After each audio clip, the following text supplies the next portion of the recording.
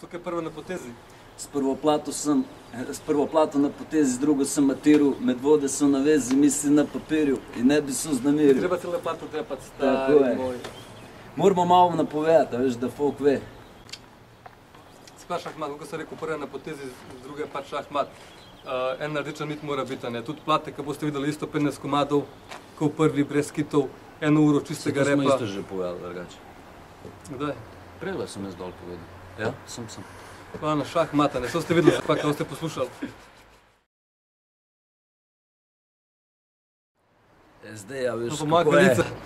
Zdaj kraljica ne bom, a ne, čeprav kraljica je najmočnejša.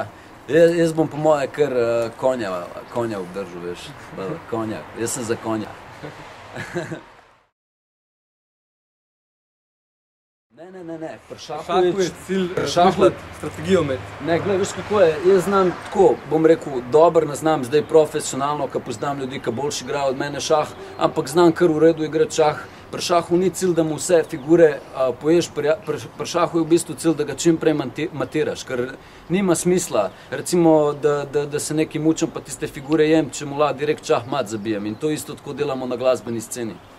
Kaj sem hotel povedati, mi igrava šah z besedami, z rimami.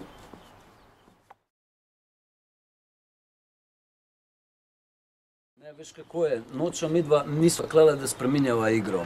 In v bistvu midva sva kle sam, da dajeva sporočilo v pesem in zato ne sovražiti igralca, raje sovraži igro. Rekel igra, ne. Hip-hop, tudi je lifestyle, ne. Tudi je igra. Cel life je v bistvu igra. Zdaj pa odvisno, kako ti igraš, ne. To life ima nenapisana pravila, ki se jih moraš držati, ne. Tako da igrava to igro. Cel ta lifestyle, ne. Ta rap, ta muzika, način življenja, kva delava, kva sta delala. Cela preteklost, to je vse naredilo nas, ne. Ja, v šahu so neka določena pravila, v šahu imamo pravila, vemo kako se premikati. V življenju je čist drugače, v življenju ni pravil, v življenju je v bistvu nekako že vse dovoljen. Jaz pravim, da so pravila, ti pravi, že ni pravil, stari. Ne, So pravila, ne napisana pravila. Se pravi, pravila, kateri človek, ti ne moreš človeka, ker ne vem, recimo, kar tako neki, ne vem kamo prebiti, pa ga kar tako udari. Ja, ampak se to dogaja, se dejansko to dogaja. Ne moreš ga kar tako ubiti, ampak se to dogaja. In mi povemo tisto, kar se dogaja, ne rečem, da je prav, ampak se dogaja.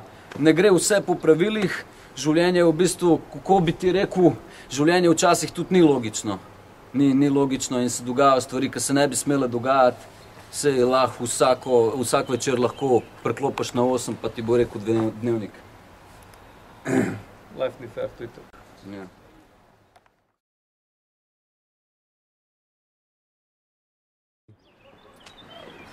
Veš kako, še zmeraj lahko nova igra. Točno to. Da se lahko potreba figure, pa se na novo spet postavlja. Tako da to je začaran krog, to se nikoli ne konča. Tudi ko nas ne bo več kle, ta igra bo še zmeraj igrana. Se na plati en komad lepo, Ja. ko nazori Tako. igro, pravila igre, da slo komad igre ta nizad, da se te slišal.